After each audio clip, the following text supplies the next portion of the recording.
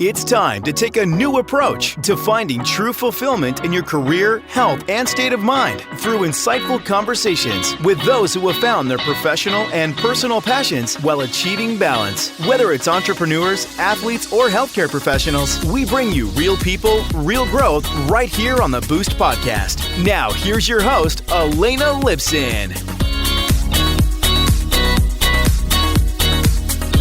Hey Boost Squad, and welcome to episode 15. Elena Lipson here, and I am so fired up to introduce today's featured guest, Ben Moss. Ben, are you ready to join the Boost Squad? I am, Elena. Great. So before we dive into today's episode, I want to give a shout out to our sponsor, Mosaic Growth Partners. Mosaic Growth Partners provides growth strategy consulting to entrepreneurs and organizations in the healthcare and older adult baby boomer market. They can help you bring a new product or service to market, identify and engage new customers and partners, or grow your market share. They also provide coaching and training. For more information, go to mosaicgrowth.com. That's mosaicgrowth.com. Now back to today's featured guest. So Ben is a luxury real estate broker for celebrities, athletes, and entrepreneurs, and he's based in Miami, Florida with his wife and son. He's the director of the Sports and Entertainment East Coast Division at Compass, and he's represented over 350 athletes and entertainers and overseen over $140 million in sales over the last 3 years as a residential real estate broker. He's also consistently ranked in the top quarter of 1% of realtors nationwide. He's represented hundreds of celebrity clients, including NBA player Kevin Durant and actor Russell Brand. He's had a pretty interesting trajectory to get to where he is today. So before he started working at Compass, he worked at Sotheby's, where he ranked within the top 10 producers in 2015. And prior to that, in 2004, he co-founded the Campins Company, which is a residential brokerage of luxury properties in South Florida, with his wife at the time, Katrina Campins, who you might know from The Apprentice and other reality shows. And even though Ben and Katrina's marriage did not survive, their business thrived. And Ben picked up a lot of lessons that he's going to share with us today on building a luxury real estate brokerage firm, starting a business with your spouse, and going back to work as an affiliate for a bigger organization, and how that's been a great decision for him. So we have so much to get into with you, Ben, but let's start at the 10,000 foot level. And why don't you tell us what are the 3 things that we should know about being a realtor who represents celebrities and athletes? Sure, Lena. Happy to do that. And thanks for having me on as well. I'm excited to be here with you and your listeners. You know, it's funny, residential real estate is not something that I started out with a purpose of getting into, but I kind of backed into it and then saw some opportunities. And I think the first opportunity was I came from the commercial real estate world where we had to be very professional. We had institutional asset managers that required, weekly reports on their buildings and so forth. And so one of the first opportunities I spotted within the residential field was the lack of professionalism overall, very low barriers to entry, but then people don't get coached and don't know how to conduct themselves, how to negotiate, how to report to clients, really how to do anything. Passing a real estate test does not mean that you're ready to go out and sell.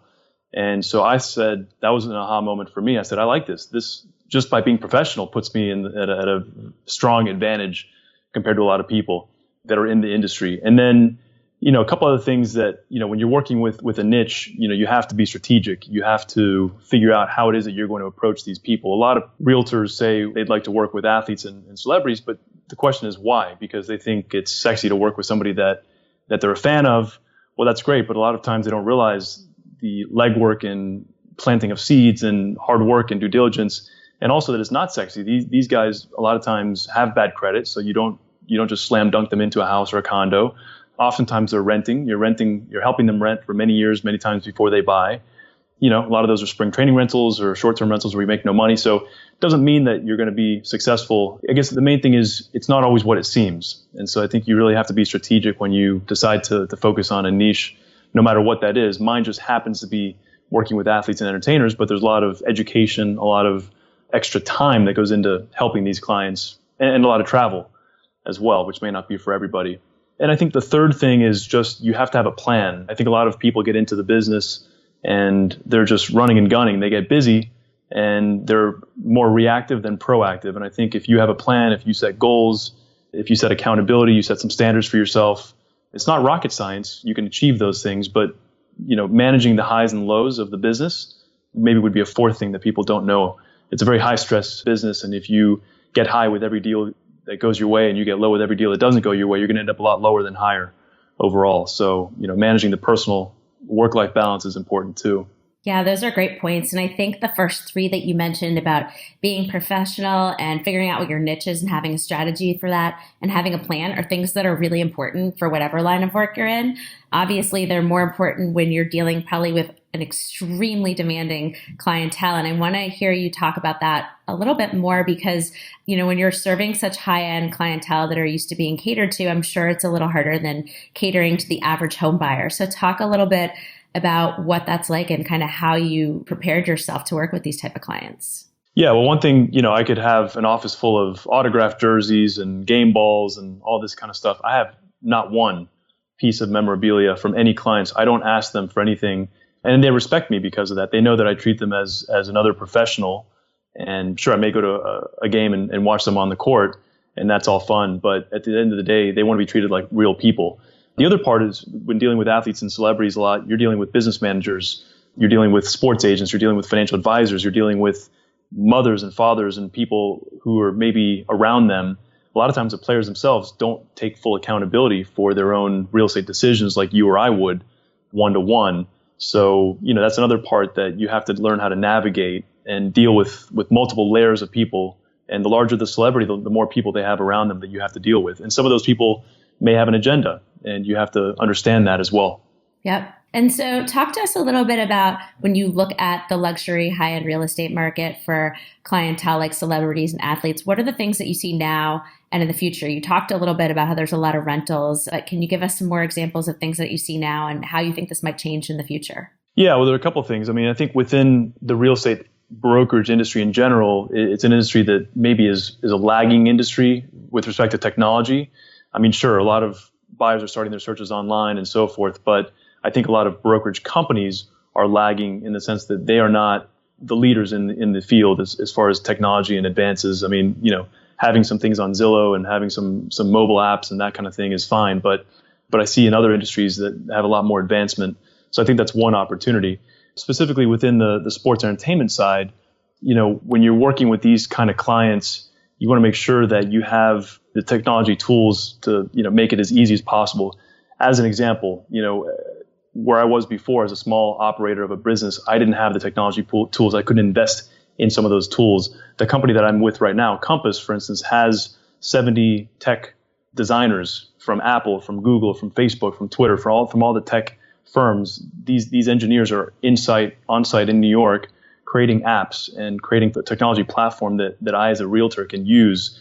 And, one example of that is if you're familiar with Pinterest, a lot of times when you're working with buyers, you send them a static link, which they open up and they go through and then they have to type out their response to you. Maybe they'll text you a couple properties. Maybe they'll find some on Zillow, that sort of thing. Maybe they'll email you back. What Compass has is a tool called Collections, which allows you almost like a Pinterest style type of environment that's a two-way interface. So I can send clients something, property searches in a live feed that looks somewhat like Pinterest. So it delivers it in a nice professional format. They can reply to me in real time specifically as to what properties provide certain notes. It's a little bit harder to explain without showing you in person. But when I saw the tool, I said, this is great. This is what these guys want. They're on their phones. They're on social media. They don't want me to send them a static link with a little scroll tab at the upper left corner that you can't really see, that isn't mobile friendly. But that's what a lot of us in the real estate industry are using to send to these clients. So, we have to evolve and understand how they're using technology and try to evolve in that way. And that's one of the reasons that I sought out a company like Compass that is really like a tech startup, but it's a real estate brokerage. Very cool. And my brother's a realtor too, and he said a lot of these same things before, that it's really lagging in the technology. He's been at a few different firms. And so that's a great point, because it sounds like Compass has done a great job of putting really the user needs at the center and designed a solution around that makes it easier for you to be successful in doing your job and engaging the client in the process. So that makes a lot of sense. You had just mentioned a little bit about how you didn't have some of those tools when you had your own business. And so I want to hear a little bit about what it was like to have your own business and then make that decision to go back and affiliate with a larger company. Because a lot of people that we talk to on the podcast really talk about how they want to step away from a larger organization and go off on your own. And you kind of did it the reverse and found that it worked better for you. So can you talk a little bit about that? Yeah, the truth is I'm really in business for myself right now. I'm an independent contractor. I run a team of realtors that are all independent contractors as well. I do have a full-time salaried assistant, but we can choose to affiliate or not affiliate at any point in time. I always wanted to work for myself. I liked the ability of being a realtor to kind of create my own hours. Well, I shouldn't say that because I work a lot of weekends and sometimes nights too. So there's a lot of work involved. But if I don't want to work, I don't have to.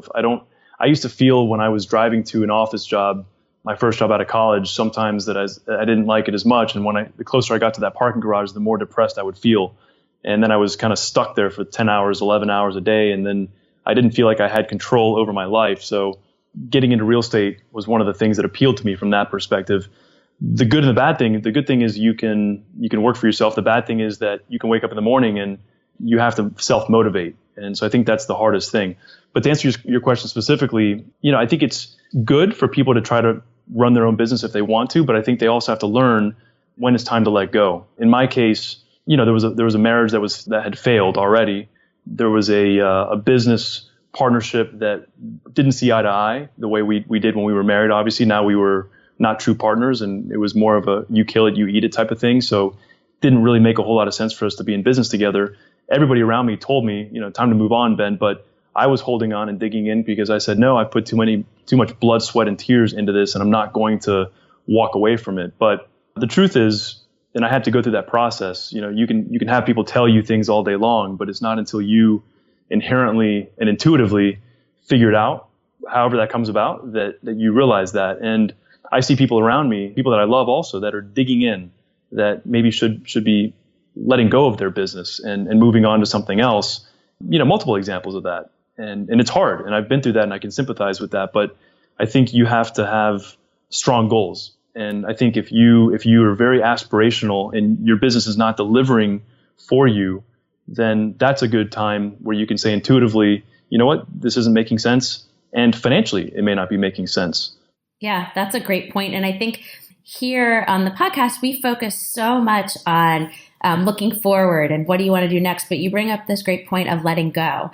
And, sometimes you might want something to work so badly and it's just not always worth it. Maybe you're doing great financially, but like emotionally, it's not worth it. Or there could just be some other reason. But knowing when to let go is so critical as well. So that's a great point. I also want to dig in a little bit deeper to this idea of working with your spouse. So I'm sure it's crossed a lot of people's minds to do that. And probably other people are like, I wouldn't touch that with a 10-foot pole. So why don't you tell us a little bit about what you think some of the pros and cons are about that? And then I'd like to hear if you would ever do that again. Yeah, don't touch that with a 10-foot pole would be my advice. That's just one man's opinion. I think if you're going to work with your spouse, you have to do so in a way that you're not reporting to one another. I think you have to have two completely different roles. And even though in my case, we weren't reporting to one another, we would sit down for dinner and within 2 minutes, work would come up, real estate would come up, deals would come up. So I think maybe some people can do it, but I do think that it's going to detract from the relationship. And I don't see how it can't, because when you come home from work, you talk about your day. And, if you want to hear about something that happened in your company all over again that day, maybe that's not the best thing for you. I personally don't want to hear about real estate when I'm having dinner with my wife. I don't mind telling her about my day, but I want to hear what she did. And I like to hear a different perspective. So, and I've seen examples of people who work together in family dynamics, not just couples, but, children. And I don't know that there's one example where it's smooth sailing. When you dig below the surface, there seems to be a lot of underlying tension and maybe lack of communication and people digging in many times, and entitlement as well. Yeah, absolutely. I mean, I think we've all experienced just having trouble communicating with people that aren't your family at work, that I imagine adding in sort of family issues and complexity in those dynamics just makes it even more challenging at times. So very good insights. I want to talk a little bit about how you've grown your business. So you've been incredibly successful. And I want to start with finding out about how you landed that first celebrity client, because I'm sure the first one's always like the toughest. And then, once you get the first one, you kind of have an idea of how to do it again and repeat the process. So talk to us about that first one and then how you grew your business from there. Well, the first one was almost by accident, really. And it was, something small, just a rental. But then I saw, as I got to dig in, I'm a relationship person. So I like to understand the wants, the needs, how I can really help somebody, how I can service them. And I think that's the main thing, is that if you're going to be successful, if you're passionate about what you do. So I started digging in and understanding some of the needs, the underlying needs behind what this person needed. It was a short-term rental. It wasn't sexy, wasn't a moneymaker. But I said, wow, okay, so here's a person that, lives somewhere else but needs a short-term rental in South Florida. What else do they have going on in their real estate lives? And came to realize, these people are young, typically. They have money. They may or may not have good advice. They typically haven't received the educational skills. They don't even know how to balance a checking account for the most part. They didn't learn that in college. They have no idea about their credit scores. So I started realizing, wow, there's a huge opportunity here to help these people and to provide honest advice, and not just help them in South Florida, but if I can help them on a macro level and help them, be their real estate advisor, so to speak, with all of their real estate needs, then I can help them make right decisions. Because, maybe they're coming to South Florida on a 3-month rental to train for the off season. They can't get in too much trouble there. But if they just take the same attitude to transact a 3-month rental that they do when they buy a $2 million house, and then buy a house for their mom, and then buy a house for their uncle, well, then all of a sudden, and then they're not financing them correctly, it becomes a big problem. And they don't understand the difference between passive income and current income and how that relates to real estate ownership. So I was intrigued, and I said, I'm going to dig a little bit deeper here, and strategically decided that that's going to be a niche that I'm going to target because of all the opportunities and because of the lack of people that I saw, targeting that type of client. Yeah, no, I think what I'm hearing from what you're saying is that you really actually cared about these clients. So for you, it wasn't just a transaction. It's not like, oh, I want to work with this type of client because it's sexy. You saw an area where they really need help in a different way than your average home buyer. And so I think the fact that you feel passionate and you actually really care about the clients makes you better at your job. And that's something that you should really think about when you're thinking about what you want to do next. If you can find a bigger passion and motivator to drive you to do it that's outside of yourself, you're more likely, and you really believe in that, you're more likely to be successful in that than if you're just doing it to advance kind of your own interests. And I think, what you described, Ben, just really exemplifies that. Yeah, no, absolutely. I think there's money in everything, just about. You hear about people that make money doing all sorts of different things. And I think I always like to hear when people who are very successful talk about how they got into it, because of their passion. And I think, when you do that, the money comes to you. When you put out good energy, when you do good things, I like to think that, I'm almost like sucked into this vortex of wanting to work and wanting to do this because I love it so much. And it's not to say that every day is wonderful and that every transaction is smooth, and they're oftentimes not, especially not in the real estate world. But I think the larger sense is there, the larger purpose is there, the passion is there. And if you're doing things for the right reasons and not for the money, the money will come, the accolades will come, all those things will come, if that's what you're putting out. So tell us 3 tactics for how you've grown your business. I know you got that first one was kind of an accident, but I'm sure the rest of your success was much more intentional. Yeah, I would say that I had one tactic for most of my career, and then I've added a couple more later on as I've evolved. The one tactic, the one thing that I think, I'm probably more of a natural introvert than anything else. I'm not the guy who goes into a bar or restaurant and starts, making friends with everybody. I think I'm very social. I like relationships, but I'm not the gregarious, hey, look at me, I'm here, and just, twirling out business cards to everybody. And so what I was good at was developing relationships, strong relationships with people that I met. So I may not have known a ton of people, but the people that I knew, liked me, appreciated me, and wanted to help me. And I think the reason is because I wanted to help them. So when I approach a relationship, it's about, a two-way street here. How can I like to think of becoming friends with people. I have no enemies, but I want to take it a step beyond that. I want to be friends with people. How can I help them? Specifically in business, I think, making introductions for them, adding value to their lives is very important. And so one of the things that came naturally to me was developing relationships, expanding my sphere. But I say that was the only thing that I really did. It got me to a certain level. But the next two things I kind of added on afterwards. And I think the second one is really, I didn't have a mentor in the residential world, so I was just running and gunning. I started getting busy. I had some relationships. There were referrals. I was working very hard. I was making a good living, but I had no goals, really. I mean, I thought I had goals, but I had no goals, really. I had no plan. I didn't calendar things very well as far as, time blocking or any of those kinds of things that I do now. So I think the second thing that really took me to the next level was developing a sense of being the best that I can be. And that drove me to then start reading. And that became, books became my mentor. So reading and implementing and reading and implementing. And it wasn't just business books. A lot of it was on the personal side, which kind of ties into, I guess, the third phase, which was really having a plan. So, and having a work-life balance and working on myself as a human being before I can work on myself as a business person, especially in a business where you're developing relationships like I am every day. And there's no one telling me how to spend my time or what to do every day, right? So I can wake up in the morning and go play golf, or I can wake up in the morning and meditate and, get a good night's sleep, first of all, the night before that, then wake up in the morning well rested, have some time to myself, get connected with nature, meditation, going through my goals, my affirmations, moving energy in my body, having a good breakfast to start the day, getting in touch with the spiritual side, getting in touch with who you are, getting in touch with your goals, spending some family time, that sets the base. And then, so that kind of becomes my morning routine. And then my morning routine, I've really dedicated time blocking as much as possible to focusing on what's the most important thing for my business every day. So I really try to block time in my calendar for the mornings to focus on lead generation and focus on my relationships and my sphere. And then whatever happens after that, I have to check off my checklist of all the things that I have to do. But I've done what's most important. And first of all, it's taking care of myself as a person, my family, and the things that I mentioned. And then it's getting into the most important things for my business. And then everything else is a distant second after that. So once I realized, number two, the educational part and adding some of these things, and I'm still reading a ton. I mean, I still learn so much every day.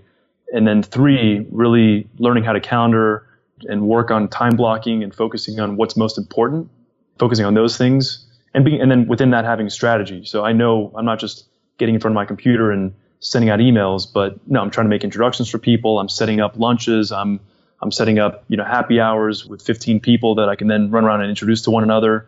That's the fun part, the high level stuff. And you have to be strategic about it. But I would say those would be the three things that really have helped me and continue to help me. I mean, I have big goals. I'm nowhere near where I want to be. But if you don't plan, if you don't calendar, you don't take that quiet time, and you're just always running and gunning, you may do fine, but I think you're going to be stressed out and you're never going to have full perspective, and you're never going to be strategically achieving goals if you're not tracking them.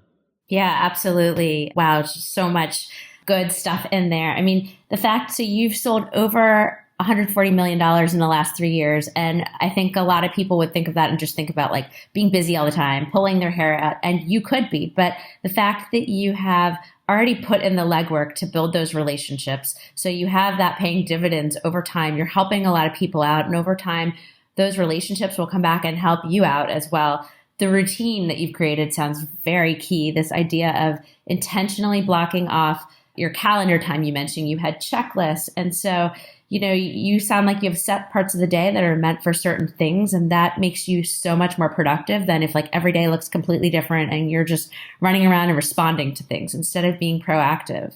Yeah, I think, that's exactly it. Proactive. Most of my working life, I was just reactive. I was proactive in spurts. I would be proactive here and there throughout the day, but I didn't have a plan. I didn't even have my goals written out. I didn't even know what my goals were. I wasn't thinking 5 years, 10 years down the road. I wasn't envisioning what kind of future I want. I thought I had all those things figured out, but I really hadn't ever sat down to think about it. I'd never put pen to paper.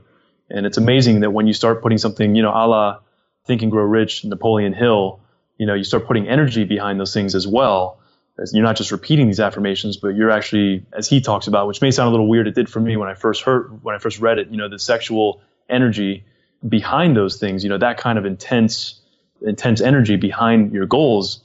It's amazing how things really start taking off. And then you put a little planning behind it and a little time to block off to focus on the high level stuff, the strategy, the goal setting, tracking your goals.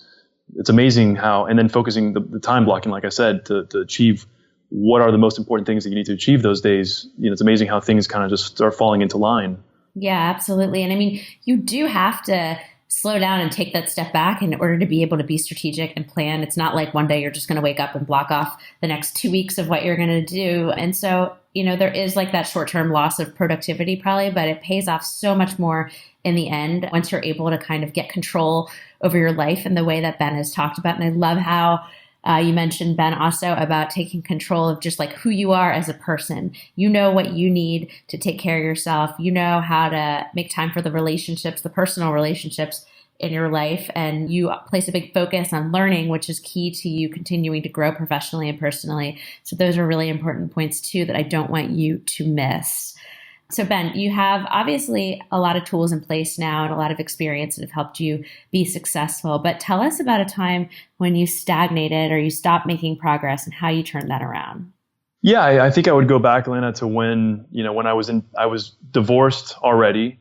So I got divorced at 30. I'm 38 now. I got divorced at 30 and I didn't leave that company, didn't shut down that company with my ex until the age of 34. So you could look at it as a rather long stagnation period. Sure, I was making money doing that, but I think I look back now and I say, man, imagine if I had started implementing some of the things that I know now back then. At 30, I started reading a lot, more spiritually based books and that sort of thing, but I wasn't, and that was my slow metamorphosis into who I am now.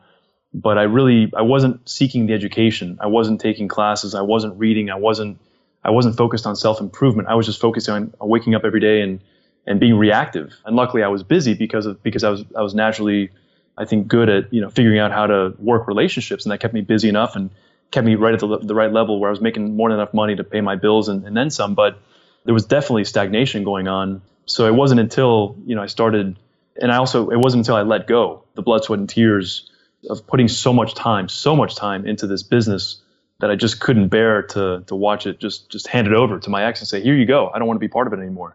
And sometimes, not every business is going to be sold for millions of dollars, far from it. So I had some of those aspirations at one point too. So there was definitely stagnation there. And I look back now, like I said, and it's funny to think that, I would never, I'm a totally different person. I'm a totally different person. And it almost seems like a lifetime ago, but it wasn't that long ago. So. Yeah. Can you talk to us a little bit about how you felt after letting go? I mean, obviously not like the next day, but was it a sense of relief or were you really bummed out? Like, how did you feel after you let go? Well, I think a lot of us, we feel like we're on a precipice and many times in our life and we think there's an abyss. We have fear about taking that step forward or taking that plunge, however you want to look at it. And I think that abyss, instead of being a dark hole, should be, like a rainbow and a pot of gold at the end of that rainbow, because there are so many opportunities. When you're standing on the abyss, you're in a situation and there's only one way forward, which is to keep digging in. When you let go, everything else becomes an opportunity. And having been there, I understand that it doesn't seem that way at the time, but it wasn't until I let go that I actually could then open myself up to new opportunities and new things that could come into my life. And you just can't, you can't experience those things until you are ready to move on. So I feel, you only live once. You have to, the only thing you can really expect is change. And even though when you think things aren't changing, they are changing. So why not just allow change to happen a little bit more comfortably instead of digging in, when all the signs are pointing to that. Sometimes people go through hard times in their business and they dig in and it ends up being fine. But when you're not listening to your gut, when you're not being intuitive, or your gut's telling you something and you're not listening to it, and as I think I was blocking those things from coming to the surface. It wasn't until I started listening to my gut a little bit and realizing that my gut is actually leading me correctly, my mind is not. So I think that was the big, the turning point for me, was learning how to be a little bit more intuitive in life. And we all have it. We all have that right there. I didn't think I was naturally intuitive, but I am much more so now that I've accepted that. Yeah, and I think that being intuitive and listening to your gut, it doesn't just have to be an innate trait. It's really something that you can get better at over time, like you. I've gotten better at it over time. There was a lot of times I didn't listen to, that feeling where I was like, this just isn't right. And I've gotten a lot better at really paying attention to that. But it doesn't come naturally to everyone, but you can get better at it. Absolutely. Yeah, I'm a testament to that. So you've given us so many great pieces of advice, but let's go ahead and close with the parting piece of guidance for us. This is, I've been reading, a lot of Buddhist texts for a while now, just out of curiosity. And, I think one thing that you that I've come to learn, this idea of reincarnation, right? Most of us think of reincarnation when we think we die. I don't necessarily know that I believe in reincarnation in that sense, by the way, but if you look at reincarnation from a cellular level, we're not the same human being that we were a year ago. I mean, our stomach lining is full of new cells.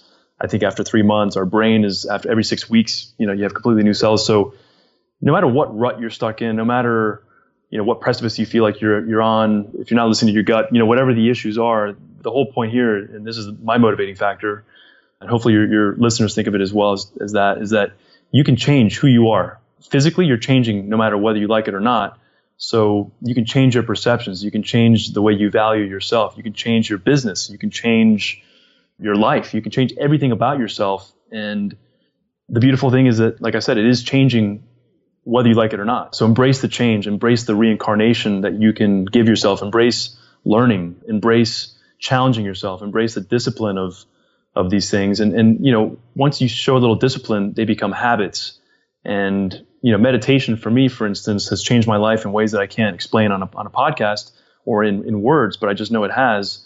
It's given me the stillness to connect with what's most important, that then has created a passion that's then led me down certain paths and created certain goals for myself. So I think just be open to change, be open to, as I said, like the reincarnation part of it, because, whatever you were told as a child, you're too fat or you're too slow or you're too this or you're too that.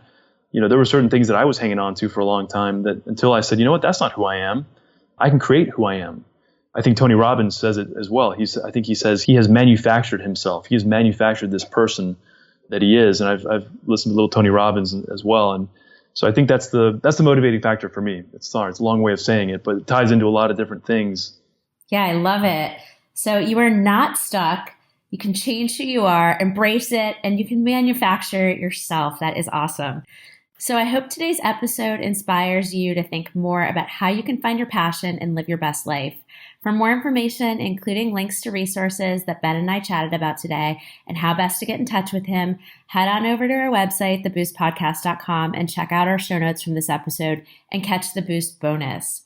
Ben, I want to thank you for sharing your journey with us today. And remember, anything is possible for you. Now that you've completed this episode, the next step is to join the Boost Squad for strategic insights, tips, and tricks, as well as exclusive resources designed specifically to accelerate your personal and professional growth. All this and more is waiting for you at theboostpodcast.com.